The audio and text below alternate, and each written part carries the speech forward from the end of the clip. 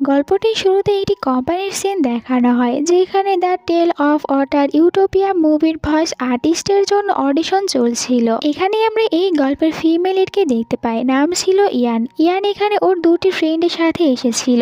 ইয়ান একজন voice artist ছিল, তাই এখানে এসেছিল অডিশন দিতে। এরপরে যখন ও ভিতরে এসেছিল তখন এখানে ওর একজন সিনিয়রকে দেখতে পায়। ওই মেয়েটি তো এখানে ইয়ানকে দেখে অনেকটাই বেশি জেলাস ফিল করছিল। ও একদমই ইয়ানকে সহ্য করতে পারে না, আর মেয়েটি এই কোম্পানিতেই জব করতো। এরপরে এখানে ইয়ান অনেক সুন্দর করে তার অডিশন দিয়েছিল। ইয়ানের অডিশন সবার কাছেই ভালো লাগে, তাই তো ওকে দ্বিতীয় রাউন্ডের জন্য রেখে দিয়েছিল, যার কারণে ইয়ান, ওর ফ্রেন্ড শিয়াও আর লিন তারা দুজনেই অনেকটা বেশি খুশি হয়েছিল। এরপরে আমরা এই গল্পের মেন লিডকে দেখতে পাই, ওর নাম ছিল ম্যাং। ম্যাং এই মুভির প্রডিউসার ছিল। ম্যাংয়ের কাছে এখানে ইয়ানের ভয়েসটি পাঠানো হয়, জানতে চাই এই মেয়েটির ভয়েস কেমন। ম্যাংয়ের কাছে ইয়ানের ভয়েসটা অনেক বেশি ভালো লেগেছিল। পরে আমরা আবার দেখতে পাই ইয়ানকে। ওকে যখন দ্বিতীয় রাউন্ডের জন্য ডাকা হয়েছিল, ওর সিনিয়র তখন ইচ্ছা করে এখানে একটি হরর সিন চালু করে দিয়েছিল, যেটা দেখার পর ইয়ান অনেকটাই বেশি ভয় পেয়ে যায়। আর আমরা ইয়ানের একটি ছোটবেলার সিন দেখতে পাই। ছোটবেলায় ইয়ানের সাথে অনেক ভয়ঙ্কর কিছু একটা হয়েছিল, তাই তো ও আর এইটার ভিতর থেকে বেরিয়ে হতে পারেনি। এখানে এই সিনটা দেখার পর অনেকটাই ভয় পেয়েছিল,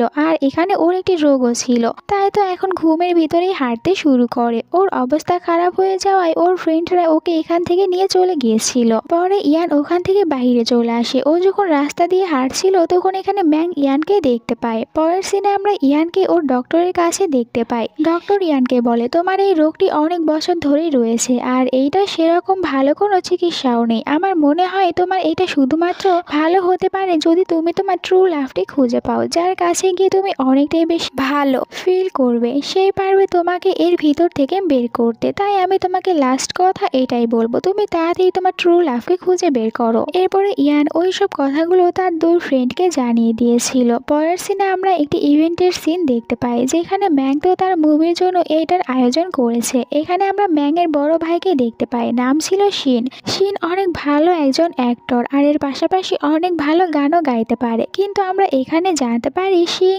আর ম্যাং এদের দুজনের ভিতরে কোনো একটি কারণে অনেকটাই বেশি ফাইট হয়েছে, আর যার কারণে এরা একে অপরের সাথে কথাই বলে না। বাহিরে আমরা শিনের অনেক ফ্যান্সদেরকেই দেখতে পাই। ইয়ানও এখানে ছিল। ও শিনের অনেক বড় একজন ফ্যান ছিল, কিন্তু ওদের কাছে টিকিট না থাকায় ভিতরে যেতে পারে না। ভিতরে তখন ওই মুভিটির হিরোকে স্টেজে ডাকা হয়েছিল কিছু বলার জন্য। হিরো এখানে আসার পর সবার সামনে এটাই বলতে থাকে তার শরীর অনেকটাই বেশি খারাপ, তাই সে এই মুভিটা করতে পারবে না। আসলে হিরোটা ইচ্ছা করে এরকম করেছিল যাতে করে ওই মুভির রেট অনেকটাই কমে যায়। ম্যাং এখানে তার অ্যাসিস্ট্যান্ট, যার নাম ছিল জুন, ওর কানে কানে কিছু একটা বলেছিল। এরপরে এখানে ম্যাং নিজেই তখন স্টেজে উঠে যায়। তখনই হিরোর একজন ফ্যান এসে ওর মুখে পানি ফেলে দিয়েছিল, বলে ওঠে, তুমি তো হিরোর কোনো স্পেশাল ট্রিটমেন্ট দাও না, আর ওর পেমেন্টও তুমি ডাবল করে দাওনি। ম্যাং সবার সামনে বলে, হ্যাঁ, এই কারণেই এখন ও আমাদের সাথে মুভি করতে চাচ্ছে না, কারণ আমি কাউকে ডাবল পেমেন্ট দিতে পারবো না। এইখানে ও হিরো সত্যিটা সবার সামনে নিয়ে এসেছিল।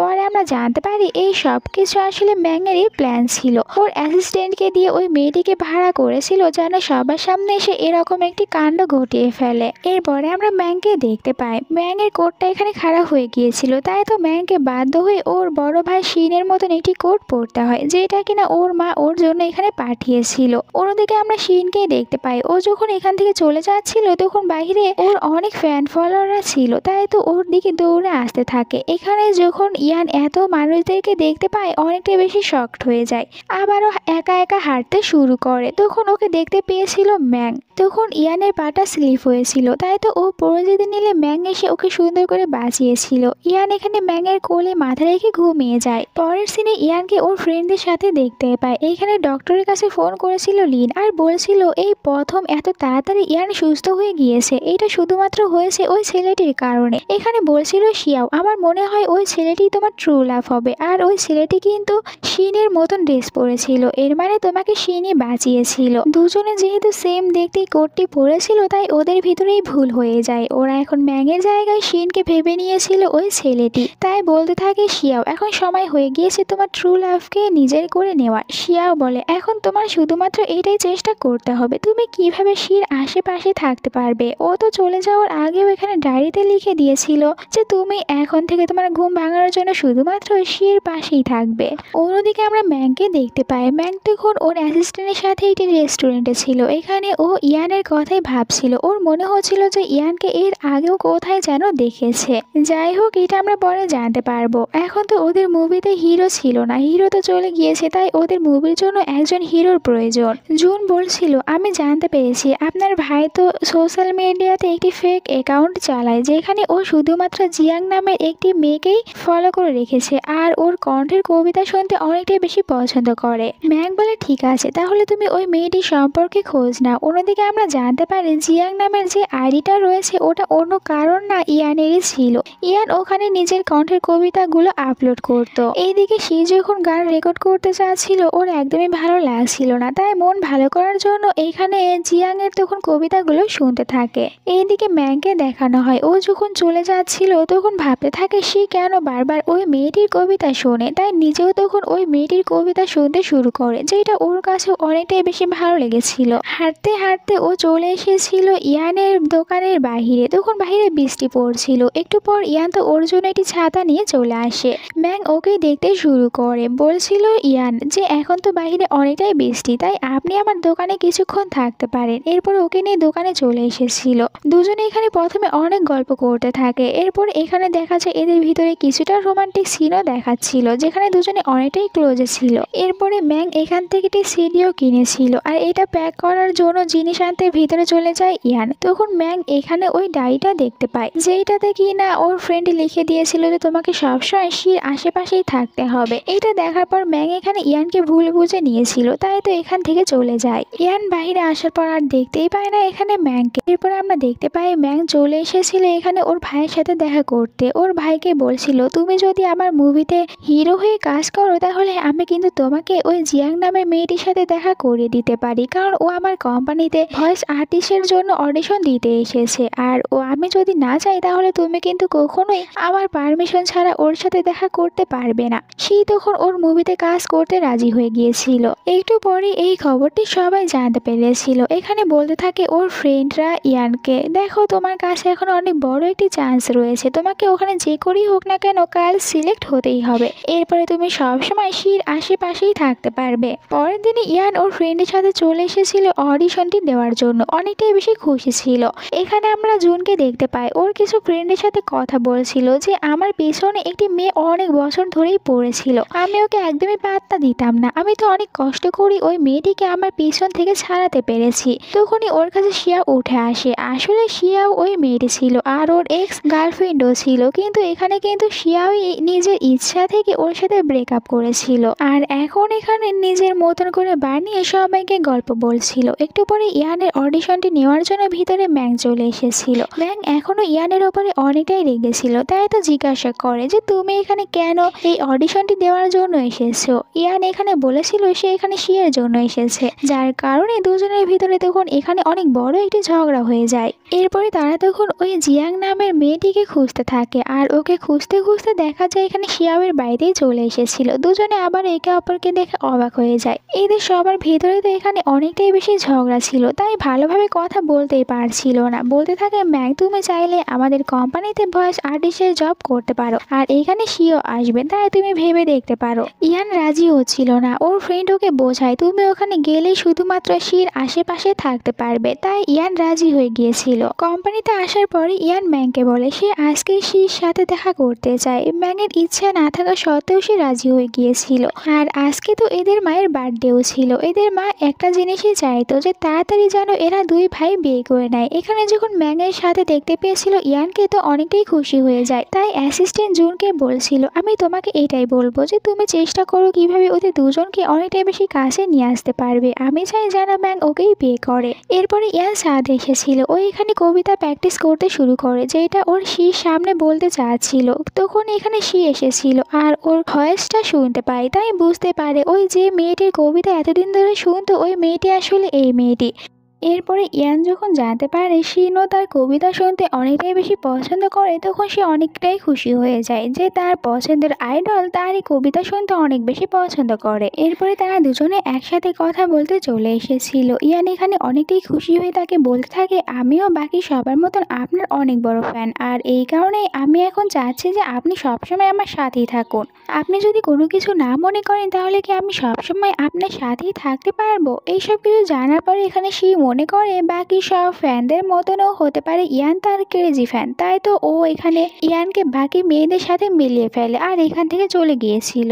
যার কারণে এখানে ইয়ানের মনটা তখন অনেক বেশি খারাপ হয়ে যায়, কারণ সে তো এখন আর চাইলেও শির সাথে থাকতে পারবে না। পরে এসে এইসব কিছু ওর ফ্রেন্ড লিনকে বলেছিল। এরপরে লি তো পরের দিন চলে এসেছিল ওর এক্স বয়ফ্রেন্ড যার নাম ছিল শ্যান ওর সাথে দেখা করতে। শ্যানকে বলছিল যে দেখো আমি তোমাকে একটি কাজ করতে দেব, তুমি একটি কাজ করবে যে ইয়ানকে সবসময় শির আশেপাশেই রাখবে। আর তোমরা কিন্তু এই কারণে ইয়ানকে তোমাদের কোম্পানিতেও জব দিয়েছিলে। আর শ্যানও ওর কথায় রাজি হয়েছিল, কিন্তু শ্যানের মাথায় তো এখানে অন্য প্ল্যান ছিল। ও তো আসলে ইয়ানকে ম্যাংয়ের সাথে রাখতে চাচ্ছিল। এরপরে আমরা ম্যাংয়ের মাকে দেখতে পাই, তিনি এখানে বলছিল ইয়ানকে যে আমি আমার ছেলের জন্য একজন কেয়ারটেকারকে খুঁজছি, তুমি চাইলে কিন্তু এই জবটি করতে পারো। এইটা জানার পর তো ইয়ান অনেকটাই খুশি হয়েছিল, ও তাড়াতাড়ি করে ওখানে সাইন করে দেয়। ইয়ান মনে করেছিল এখানে হয়তো বা বড় ছেলে শিনের কথা বলেছে, তাই পরের দিনই ও জবে চলে আসে। এরপরে ও তো পুরো রুমটি অনেকটাই বেশি সুন্দর করে পরিষ্কার করছিল, যে এই রুমটি যেহেতু শিনের তাই অনেক ভালো করে পরিষ্কার করতে হবে শিনকে ইমপ্রেস করার জন্য। বাট তখনই তো রুমের ভিতরে ম্যাং চলে এসেছিল, আর এইদিকে তখন তাড়াতাড়ি করে ইয়ানও লুকিয়ে পড়েছিল। ম্যাং ওর নিজের কাপড়গুলো এখানে খুলতে শুরু করে। ম্যাংকে এখানে দেখার পর ইয়ান অনেকটাই অবাক যে এই কি করছে এই রুমের ভিতরে। বাঁচার জন্য দেখা যায় এখান থেকে লুকিয়ে লুকিয়ে পালিয়ে যাওয়ার চেষ্টা করছিল, কিন্তু ম্যাংয়ের কাছে ধরা পড়ে যায়। ম্যাং তো ওকে দেখে অনেকটাই অবাক যে তুমি আমার রুমে কি করছো, আর ইয়ানও এটা জানতে পেরে অনেকটাই অবাক হয়েছিল। এরপরে ম্যাং ওর মায়ের কাছে ফোন করেছিল, ওর মাকে জিজ্ঞাসা করে এখানে ইয়ান কি করছে আর ওকে এখানে যেন একদমই থাকতে না দেয়। ওর মা তখন ওকে বলে দেখো তুমি যদি ইয়ানকে বাড়ি থেকে বের করে দাও তাহলে আমি তোমার ছোটবেলার এই ছবিটি মিডিয়ার কাছে দিয়ে দেব, যেখানে কিনা তারা তোমাকে নিয়ে তখন অনেকটাই বেশি হাসাহাসি করবে। নিজের এত সুন্দর একটি গোলুমোলু ছবি দেখার পর এখানে তখন মায়ের ওপর আর কোনো কিছুই বলতে পারে না ম্যাং। অন্যদিকে ইয়ানও তখন ভাবছিল ও যদি এখন এই জবটি ছেড়ে চলে যায় তাহলে তো ওকে অনেক বেশি টাকা দিতে হবে, যেটা এখন ও একদমই দিতে পারবে না। তাই দেখা যায় দুজনেই বাধ্য হয়ে তখন এখানে রাজি হয়ে গিয়েছিল। ম্যাং ওকে এখানে থাকতে তো দিয়েছিল, কিন্তু অনেকগুলো শর্ত ওর ওপরে চাপিয়ে দিয়েছিল, আর এটাও বলেছিল যে তুমি যদি একটি শর্ত ভেঙে ফেলো তাহলে তোমাকে এখানে অনেক বেশি টাকা জরিমানা দিতে হবে। এরপরে লিন এসেছিল শ্যানের কাছে, ও তো ইচ্ছা মতো শ্যানকে অনেক বেশি মারধর করেছিল, যে এইসব কিছু শ্যান ইচ্ছা করেই করেছে ওটাও ভালো করেই জানতো। এরপরে আমরা কোম্পানিতে দেখতে পাই ইয়ানকে। ইয়ান এখন এই কোম্পানিতে একজন ভয়েস আর্টিস্টেরই জব করতো। এরপরে যখন ম্যাং লিফটের ভিতরে ছিল তখন ওর কাছে শিন নামে একটি মেয়ে এসেছিল, আর মেয়েটি কিন্তু অনেক ভালো একজন অ্যাক্ট্রেস ছিল। এখানে দেখা যায় ও ম্যাংয়ের একটু বেশি ক্লোজে যাওয়ার চেষ্টা করছিল, তখন এখানে চলে এসেছিল ইয়ান। দুজনকে দেখার পর এখান থেকে চলে যেতে নিচ্ছিল, কিন্তু ম্যাং তো ওকে জোর করে নিজের কাছেই টেনে নিয়েছিল। এমন ভাব করতে থাকে যেন দুজনে কত বছর থেকে ডেট করছে। আর দুজনের এইসব আধিক্যতা দেখার পর শিন এখান থেকে চলে যায়। শিন চলে যাওয়ার পর দেখা যায় ম্যাংও ধাক্কা দিয়ে তখন ইয়ানকে লিফট থেকে বের করে দিয়েছিল। ইয়ান তখন অনেকটাই রেগে যায় আর বলে ম্যাং তুমি শুধুমাত্র আমাকে ইউজ করলে এভাবে। এরপরে আমরা শিকে দেখতে পাই, শি ওর ডক্টরের কাছে এসেছিল। এখানে আমরা ডক্টরকে দেখার পর জানতে পারি যে এই নিয়ে আসলে শিয়েরও ডক্টর আর ইয়ানেরও ডক্টর ছিল। এখানে শির তখন বারবার ইয়ানের কথাগুলো মনে পড়ে, তাই তো ইয়ানের ওই রোগের কথাটি এখানে ডক্টরকে জানায়। অন্যদিকে শ্যান তখন কাজের বাহানা দিয়ে লির সাথে দেখা করতে এসেছিল। আসলে ও লির কাছ থেকে জানতে চাচ্ছিল যে লি কেন ওকে কোনো কিছু না বলে হঠাৎ করে ব্রেকআপ করে নিয়েছে, কিন্তু লি তো ওকে কোনো কিছু বলতেই চাচ্ছিল না, ওকে জোর করে বাড়ি থেকে বের করে দিতে চাচ্ছিল। তখন এখানে একটি ছোট্ট বাচ্চা ছেলে চলে আসে, ও বলতে থাকে যে তুমি আমার মায়ের সাথে এখানে কি করছো। লিন ওর মা এইটা জানতে পেরে তো অনেকটাই অবাক হয়ে যায়। শ্যান বলছিল এটা কি আমার ছেলে? লি বলে একদমই না, ও তোমার ছেলেই না, আর ওকে ধাক্কা দিয়ে বাড়ি থেকে বের করে দিয়েছিল। অন্যদিকে আবার সে চলে আসে ইয়ানের সাথে দেখা করতে। ইয়ানকে সরি বলে যে ওই দিন আমার তোমার সাথে ওই রকম ভাবে কথা বলা একদমই ঠিক হয়নি। আসলে ওই ডক্টরের কাছ থেকে জানতে পেরেছিল যে এরকম রোগ সত্যি হয়ে থাকে, তাই বলে আমি তোমাকে সাহায্য করব তোমার এই রোগটির ভিতর থেকে বের হতে। এরপরে রাতে আমরা দেখতে পাই ও বাড়িতে চলে এসেছিল। আজ তো ওর জন্য অনেক খুশি একটি দিন গিয়েছিল, তাই ওর ফ্রেন্ডের সাথে একটু পার্টি করছিল। কিন্তু তখনই ওখানে চলে আসে ম্যাং। ম্যাং ওকে বলে, তুমি তো দেখছি অনেকটাই বেশি এনজয় করছো, কিন্তু তুমি একটি রুলস ভেঙে দিয়েছো, তাই এখন তুমি আমাকে টাকা দেবে। বেচারি ইয়ানের কাছে তো কোনো টাকাই ছিল না। ও তখন ভাবে, আমি যদি লাইভ স্ট্রিম করে টাকা ইনকাম করতে পারি তাহলে এইটা আমি দিতে পারবো ম্যাংকে। তাই তো ও লাইভ স্ট্রিম করার জন্য তখন লুকিয়ে চলে যায় বাথরুমে, কারণ ওখানে কেউ থাকবে না আর শব্দও বাহিরে যাবে না। কিন্তু একটু পরেও ওখানেও ম্যাং চলে এসেছিল। ম্যাংকে দেখার পর ও দৌড়ে তখন এখান থেকে বের হয়ে যায়। ম্যাং এখানে এসেছিল শাওয়ার নিতে, কিন্তু দেখা যায় এখানে কিন্তু তখনও লাইভ স্ট্রিম হচ্ছিল, তাই সবাই এইসব কিছু দেখছিল। একটু পরে ওর মনে পড়ে যায়, ভিতরে তো আমি আমার ফোনটি রেখে এসেছি। আবারও তাড়াতাড়ি করে চলে আসে ফোন নিতে। ও লুকিয়ে লুকিয়ে ওর ফোনটি নিচ্ছিল, কিন্তু আবারও ম্যাংকে দেখতে পায়। ম্যাং ওকে বলে, তুমি আবার এখানে কি করতে এসেছো? ইয়ান বলে, আমি কোনো কিছু দেখিনি। আর ওর ফোনটা নিয়ে এখান থেকে এক দৌড় দিয়েছিল। এখন ইয়ানের এইসব কাজে অনেকটাই বিরক্ত হয়েছিল এখানে ম্যাং। ও ভাবছিল ইয়ানকে কিভাবে বাড়ি থেকে বের করে দেব, কিন্তু ওর মায়ের জন্য আবার বাড়ি থেকেও বের করে দিতে পারছিল না। তাই তো ও বাড়িতে এসে ইয়ানকে ভয় দেখানোর চেষ্টা করে, যাতে করে ইয়ান ভয় পাওয়ার পর নিজে থেকে এখান থেকে চলে যায়। বাট উল্টো তো এখানে দেখা যায় ইয়ান একদমই ভয়ই পাচ্ছিল না। ওর কাছে এসব কিছু আরো বেশি ফানি লাগছিল, যার কারণে ম্যাং একদিন হঠাৎ করে রাতে পুরো রুমে লাইট অফ করে দিয়েছিল, যাতে করে ইয়ান ভয় পেয়ে যায়। আর ওখানে একটি ভয়ঙ্কর পুতুলে রেখে দিয়েছিল। যখন ইয়ান এটা দেখতে পায় তখন তো আবারও তার ওই রোগটি চলে আসে, আর দেখা যায় ও একদম পুরো স্ট্যাচু হয়ে গিয়েছে। এরপরে একা একাই হাঁটতে শুরু করে। ম্যাং তো এটা দেখে অনেকটাই নার্ভাস হয়ে যায় যে এর আবার কি হয়েছে। পড়ে যেতে নিলে আবারও ও এখানে ইয়ানকে ধরে নিয়েছিল। তখন ইয়ান ওখানেই ঘুমিয়ে পড়ে। তাড়াতাড়ি করে ডক্টরের কাছে ফোন করেছিল। ডক্টর বলে, তুমি রোগীর ড্রেসগুলো কিছুটা ঢিল করে দাও, যাতে করে ওর শ্বাস নিতে কোনো প্রবলেম না হয়। এরপরে ম্যাং এখানে বাধ্য হয়ে তখন ইয়ানকে সিপিআর দিতে চাচ্ছিল, যার কারণে ওর কাছে যেতে নেবে তখনই হঠাৎ করে ইয়ান উঠে পড়েছিল। দুজনেই তো দুজনকে এরকম ভাবে দেখে অনেকটাই নার্ভাস হয়ে যায়। এরপরে ইয়ান ও তো মনে মনে এটাই ভাবছিল যে ওর কাছে তখন শির কোডটা ছিল, তাই তো ও এত তাড়াতাড়ি সুস্থ হয়ে যেতে পেরেছে। এরপরে ম্যাং ইয়ানকে জিজ্ঞাসা করে যে তার হঠাৎ করে কি হয়েছিল, তার এই রোগটি সম্পর্কে জানতে চায়। ইয়ানও তখন এখানে ম্যাংকে তার ওই রোগটি সম্পর্কে বলে দেয়। সবকিছু জানার পর ম্যাংয়ের তখন ইয়ানের জন্য খারাপ লাগে, আর ওকে সরিও বলে যে আমি তোমাকে এইভাবে ভয় দেখিয়েছিলাম তার জন্য। আর ইয়ানের কাছ থেকে যে টাকাটি ও নেওয়ার কথা ছিল ওটাও আর নেয় না, তাই ইয়ানও খুশি হয়ে যায়। কিন্তু পরের সিনে আমরা দেখতে পাই ইয়ান তো এই বাড়ির ভিতরে একটি হাঁস নিয়ে চলে এসেছিল, যেটা দেখে ম্যাং তো প্রথমে অনেকটাই রেগে যায়। আর এই হাঁসটি তখন পুরো বাড়িতে বেড়াতে শুরু করে, ওড়াউড়ি করছিল। তাই দুজনে তখন হাঁসটিকে ধরার অনেক চেষ্টা করে, যার কারণে ভুল করে এতে দুজনের এখানে কিস হয়ে যায়। দুজনে অনেক বেশি নার্ভাস হয়ে যায়, কারণ এটা দুজনেরই ফার্স্ট কিস ছিল। এরপরে ম্যাং তো বারবার এখানে তখন ইয়ানের কথাই মনে করতে থাকে। এরপরে বলছিল, আমার কি হয়েছে, আমি এসব কেন মনে করছি। ও তো শিখে লাইক করে। পরের দিন আমরা কোম্পানিতে মিস্টার লু নামের একজনকে দেখতে পাই। উনি ম্যাং এর বাবার ফ্রেন্ড ছিল, এই কারণে ম্যাং এর আঙ্কেল। উনি বিদেশে ছিল, আজকে এখানে ফিরে এসেছে। আর ম্যাং যে মুভিটি তৈরি করছিল ওটার ভিতরে অনেক জায়গায় চেঞ্জ করতে থাকে। ম্যাং ওনাকে কোনো কিছু বলতেও পারছিল না, ওনার সব কথাগুলো মেনে নিচ্ছিল। কিন্তু ম্যাং এর কাছে এটা একদমই ভালো লাগেনি, তাই তো ও রাতে এসে অনেকটাই বেশি ড্রিঙ্ক করেছিল। যখন দেখতে পাই ইয়ান এখন ম্যাং এর অবস্থা একদমই ভালো নয়, ড্রিঙ্ক করে নিয়েছে, তাই ওকে নিজের রুমে নিয়ে যেতে চাচ্ছিল, কিন্তু ও তো একদমই যায় না, ওর কোলে মাথা রেখেই ঘুমিয়ে যায়। ইয়ানেরও তখন ম্যাংয়ের সাথে কাটানো ভালো মুহূর্তের কথাগুলো মনে পড়ছিল, আর ওর কাছে এটা ভালোই লাগছিল। তাই তো ওই এখানে তখন ম্যাংয়ের দিকেই তাকিয়ে থাকে। পরের দিন ইয়ান এই পুরো বাড়িটি পরিষ্কার করছিল। পরিষ্কার করতে করতে এখানে যখন ম্যাংয়ের রুমে চলে এসেছিল তখন একটি অনেক পুরনো জিনিস দেখতে পায়, তাই মনে করে এটা বেশি গুরুত্বপূর্ণ না, ও বাইরে গিয়ে ওটা ফেলে দিয়ে এসেছিল। এরপরে যখন বাড়িতে ম্যাং চলে আসে তখন ওর রুমের ভিতরে ওটা দেখতে পায় না। আসলে ওইটা তো ম্যাংয়ের বাবা ওদের দুই ভাইয়ের জন্য নিজের হাতে বানিয়েছিল, তাই ওটা দেখতে না পেয়ে অনেকটাই বেশি রাগ দেখাতে থাকে ইয়ানের ওপরে। বাইরে চলে আসে ওটা খোঁজার জন্য, কিন্তু কোথাও খুঁজে পায় না। তখন ওর কাছে মায়ের ফোন চলে আসে, তাই তো এখান থেকে দৌড়ে চলে যায়। আমরা দেখতে পাই যে ওর মা আর শিন দুজনে মিলে তো এখানে ওদের বাবার ফিওনার আয়োজন করেছিল। এখানে সবাই বলতে থাকে যে 20 বছর হয়ে গিয়েছে এদের বাবা এখনো ফিরে আসেনি, আর এরা কিনা আজকে তাদের এই সব কিছুর আয়োজন করেছে। একটু পরে এখানে ম্যাং চলে চলে এসেছিল। ম্যাং তো এখানে আসার পরেই ওর ভাই আর মায়ের উপরে অনেক বেশি রাগ দেখাচ্ছিল যে তোমরা কিভাবে ভাবলে যে বাবা মারা গিয়েছে, বাবা এখানে ফিরে আসবে। সে প্রথমে ওকে বোঝানোর চেষ্টা করে, যার কারণে দুজনের ভিতরে এখানে ফাইট হয়ে যায়। এরপরে আমরা কোম্পানিতে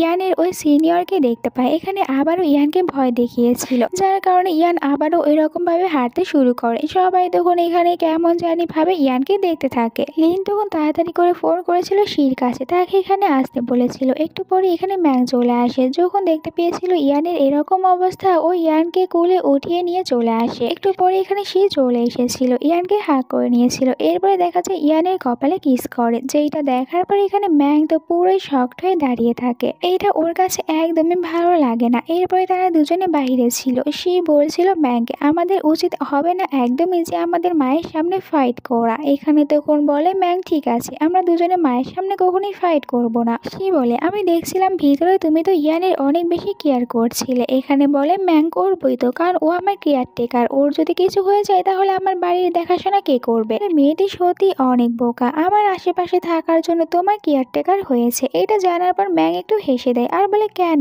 এমন ভাবে বলছো যেন তোমরা দুজনে এখনই কাপল হয়ে গিয়েছো? সে বলে খুব তাড়াতাড়ি হয়ে যাব, কিছুদিন পরই আমরা বিয়ে করে নেব, কারণ আমি তো আসলে ইয়ানকে লাইক করি। এই কথাটি ম্যাংয়ের কাছে একদমই ভালো লাগে না, কারণ ও নিজেও এখন ইয়ানকে লাইক করতে শুরু করেছিল। এরপরে দেখা যায় ইয়ান তো শির সাথে ঘুরতে বের হয়েছিল। তারা দুজনে সে এখানে ইয়ানকে অনেক সুন্দর একটি গান শুনিয়েছিল। দুজনে যখন ওখান থেকে বাইরে আসে তখন এই গানের মানে জানতে চাচ্ছিল ইয়ান শিয়ের কাছে। সে বলে যে এইটা হচ্ছে দুইটি ভাইয়ের গান। ছোটবেলায় তারা দুই ভাই একে অপরকে অনেক বেশি ভালোবাসতো, কিন্তু এখন আর একদমই তাদের ভিতরে সম্পর্ক আগের মতো নেই, কারণ ছোটবেলায় একদিন ছোট ভাই হারিয়ে গিয়েছিল আর ওকে তখন বাবা খুঁজতে গিয়েছিল, কিন্তু ওই দিনের পর থেকে আর কখনোই বাবা ফিরে আসেনি। যার কারণে বড় ভাই বলে বাবা যদি ওই দিন ওকে খুঁজতে না যেত তাহলে বাবা আজ আমাদের সাথেই থাকতো। আর ছোট ভাই বলে যদি বড় ভাইয়া আমাকে না ছেড়ে দিত, আমাকে একা না যেতে দিত, তাহলে আমি কখনোই হারিয়ে যেতাম না আর বাবাও আমাদের সাথেই থাকতো।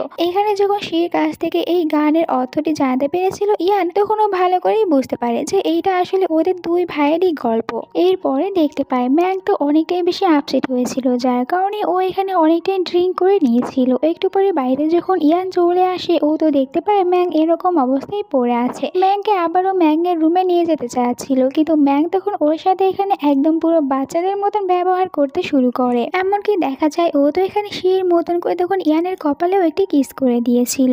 এর পরের দিন সকালের সিন দেখানো হয়। যখন এরা দুজনে একে অপরকে দেখতে পায় তখন ম্যাংয়ের কালকে রাতের কথাগুলো মনে পড়ে যায়। তাই তো ও এখানে অনেকটাই নার্ভাস হয়ে যায়। এরপরে ও বলে ইয়ানকে যে কাল রাত্রে আমি তোমার সাথে যা করেছিলাম ওই সব কিছু প্লিজ তুমি মনে রেখো না। এরপরে তাদের ওই নতুন মুভির স্পন্সরের জন্য একটি ইভেন্টের আয়োজন করা হয়েছিল, যেখানে অনেকেই এসেছিল। আর এখানে আমরা তখন শিন নামের ওই মেয়েটিকেও দেখতে পাই। যখন এখানে ইয়ানকে দেখতে পেয়েছিল তখন ওর অনেকটাই বেশি জেলাস হচ্ছিল, তাই তো নিজের একটি জিনিস তখন ইচ্ছা করে পানিতে ফেলে দিয়েছিল। এরপরে নাম দিতে থাকে ইয়ানের। এখানে ও সবার সামনে ইয়ানকে অপমান করতে চাচ্ছিল, তখন এখানে চলে আসে ম্যাং। ইয়ানকে কোলে উঠিয়ে এখান থেকে নিয়ে চলে গিয়েছিল। ইয়ান ওর হাতে একটু ব্যথা পেয়েছিল, তাই ডক্টরের কাছে নিয়ে আসে। আর দেখা যায় ওর পুরো হাতটা একদম পুরো ব্যান্ডেজ করে দিয়েছিল। বলতে থাকে ম্যাং তুমি তোমার হাতটি এরকম ভাবেই রাখবে। হাতে এত বেশি ব্যান্ডেজ থাকার কারণে এখানে ম্যাং ওর কোনো কাজই ভালো করে করতে পারছিল না, নিজের চুলও ভালো করে শুকাতে পারছিল না, ভিজাতে পারছিল না। তাই তখন ম্যাং ওকে সাহায্য করতে থাকে।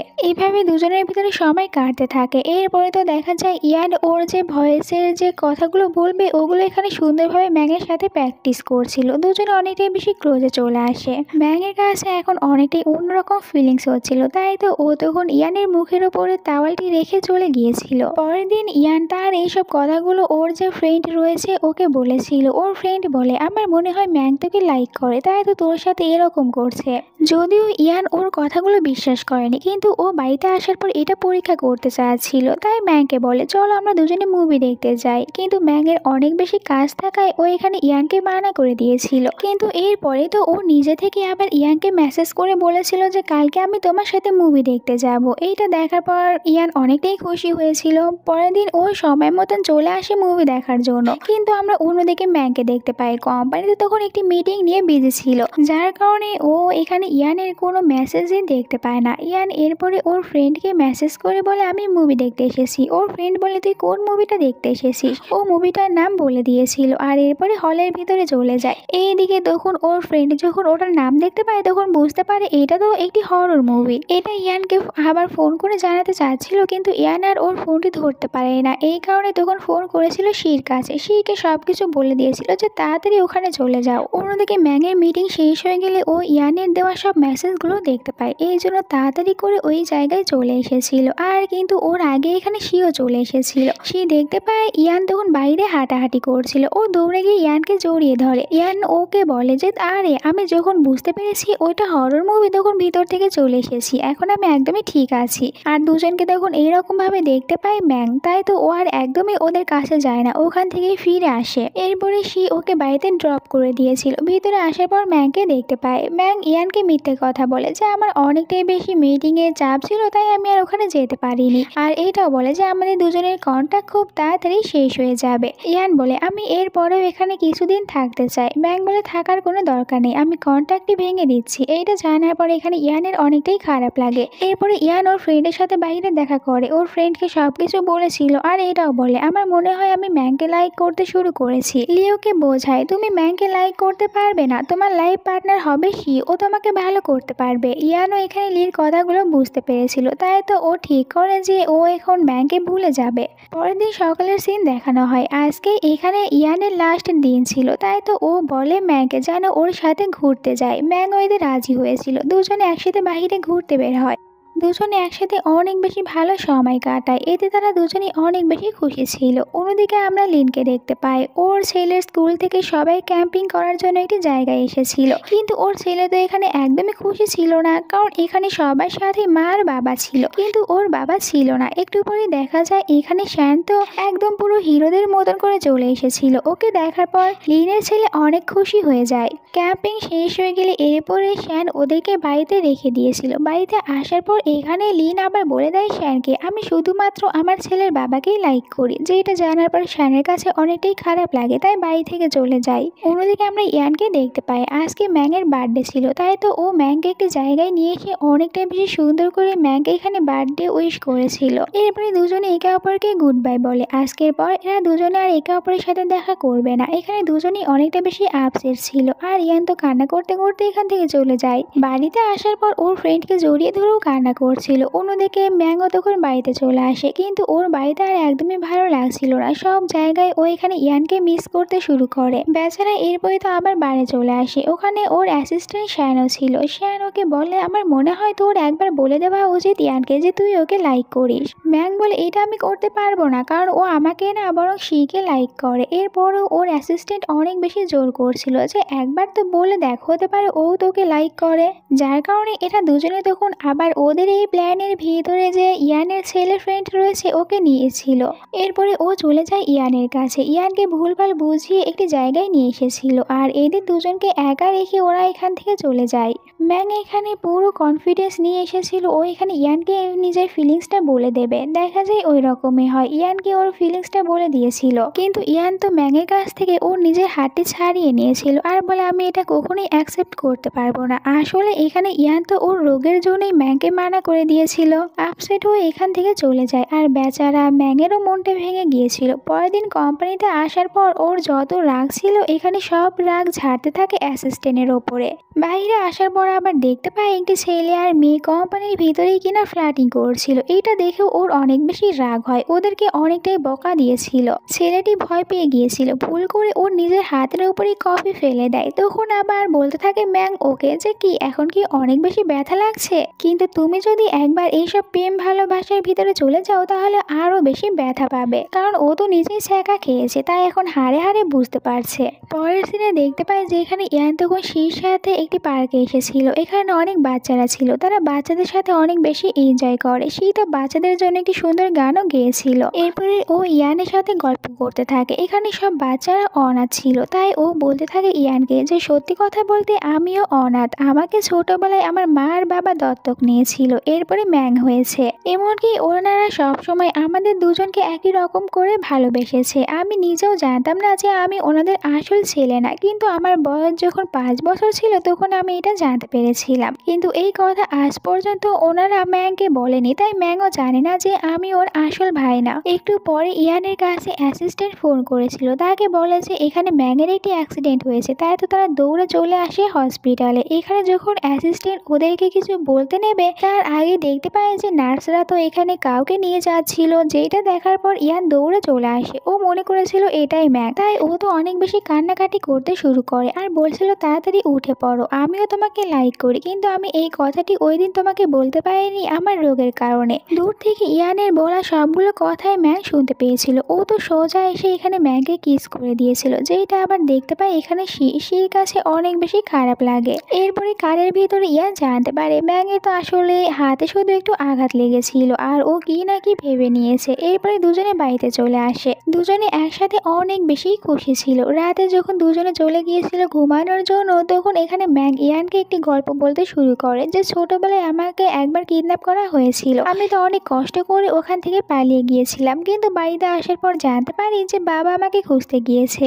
কিন্তু এখনো ফিরে আসেনি। আর আমার সাথে ওখানে আরো একটি ছোট্ট বাচ্চা মেয়েও ছিল, কিন্তু ওখান থেকে চলে আসার পর আমি আর ওই মেয়েটির সম্পর্কে কোনো কিছু জানতে পারিনি। পরের দিন সকালে ইয়ান ঘুম থেকে ওঠার পর ম্যাংকে দেখতে পায় না। বাইরে এসে দেখতে পায় ম্যাং তো ওর জন্য এখানে খাবার বানাচ্ছিল। এরপরে আবার দুজনে একসাথে বাইরে ঘুরতে যায়, যেখানে একসাথে অনেক বেশি এনজয় করেছিল। দুজনের সময় এখন অনেক ভালো কাটছিল।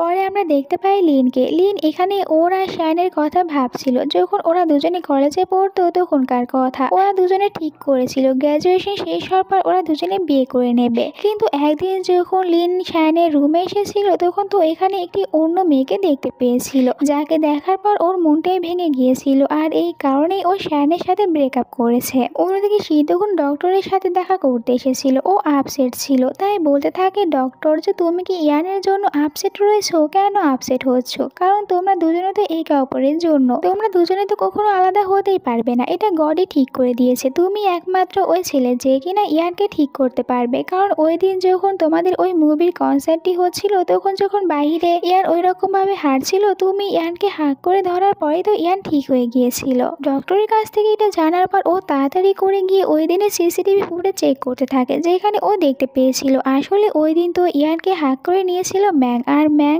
হাঁক করে নেওয়ার কারণে ইয়ান আবারও ঠিক হয়ে গিয়েছিল। ভিডিওটি দেখার পর ওর মন তো আরো বেশি করে খারাপ হয়ে গিয়েছিল। পরে আবার ও ম্যাংয়ের সাথে দেখা করতে আসে। ম্যাংকে এখানে তখন ইয়ানের ওই রোগের কথাটি বলে দিয়েছিল। ম্যাং বলে হ্যাঁ এটা আমি শুনেছি। সে ম্যাংকে মিথ্যে কথা বলে যে ওকে শুধুমাত্র আমি ঠিক করতে পারবো, তাই তুমি ওর কাছ থেকে দূরে চলে যাও।